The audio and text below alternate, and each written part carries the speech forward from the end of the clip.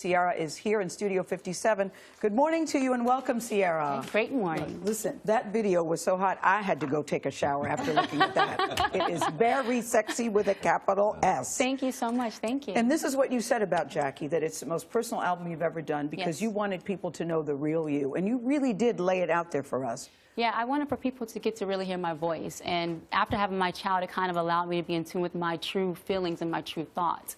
And I'm just kind of like, I am who I am, take it or leave it. And I just poured all that into the music and allowed myself to just be free in the process. And it was the best thing I could have done. I also learned the value of vulnerability. Yes. You know, being vulnerable, you allow yourself to grow. You allow yourself to heal.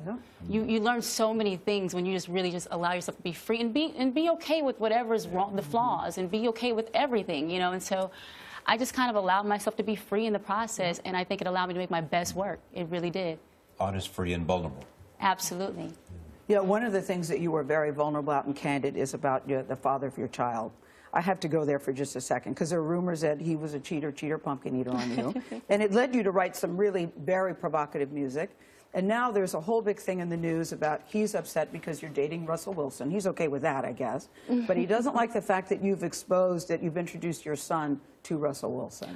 It's been very interesting, you know, to hear what a lot of guys have had to say. And I feel like, in a sense, it's a bit of a double standard, you know, because at one point in time when we were together, I took care of his kids as well at a very young time in our relationship. Because he has 3 other children, does he? Yes, he does. He actually has 4. One's adopted. But I really, I was involved very early in the stage of us getting to know each other, and that's been a big conversation. It's kind of like, well, what's the difference here? You know, I think that even for the men that were outspoken, it's like wouldn't you want someone to love on your child or love on the child that, you know, you're speaking about? And more than anything, it is a child we're talking about. And that's the thing that I think people have to think about. It's like, remove the adults from the situation. Like, really, this is my child here, you know, and that's serious, you know. Does that make you angry when people are just openly judging you, people who don't know you? I mean, that must be so frustrating. Well, people are going to talk about me. I was built for this. This is what I'm supposed to be doing. People are going to talk about you all the time. Like, that's what comes with it. But when it comes to your child, it's something I don't take lightly,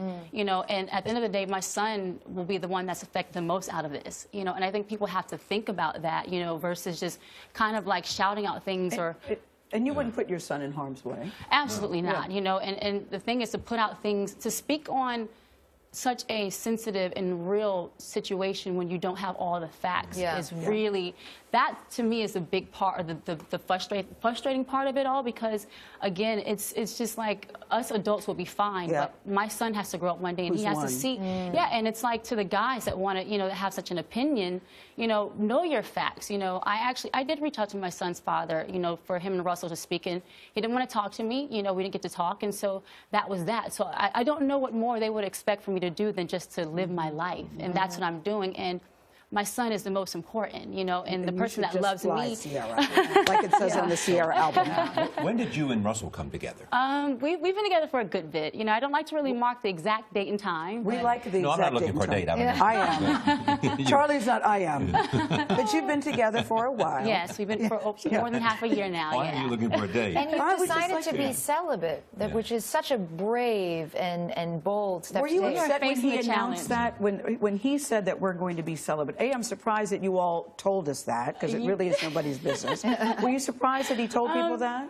You know, it was one of those things where it was an organic conversation he was having. I don't think he expected to talk about it either, but I guess he just was speaking the reality of what is really going on. And, you know, it was at church, and I think the cool thing is just that being able to share our journey, you know, with other people like us, and it's a great challenge. I can definitely say that. Yes, but it's awesome because we get to learn, we get to really challenge ourselves. We're getting to know each other and really build a foundation. Well, yeah, you know, we are Christians, and we love God and believe in God. Christians have sex. Yes, but I was gonna say it's just more so based off of, you know, the love, wanting to love each other, really wanting to know each other, really wanting to build and grow and build a solid foundation, because that part is a cherry on top. You know, I think sometimes that can also cloud your emotions, and you can kind of like not really get to see a person for who they are. So we're challenging ourselves. Let me end with this, because Charlie would like to know when the celibacy is going to end. Well, and what's good about celibacy. It's funny.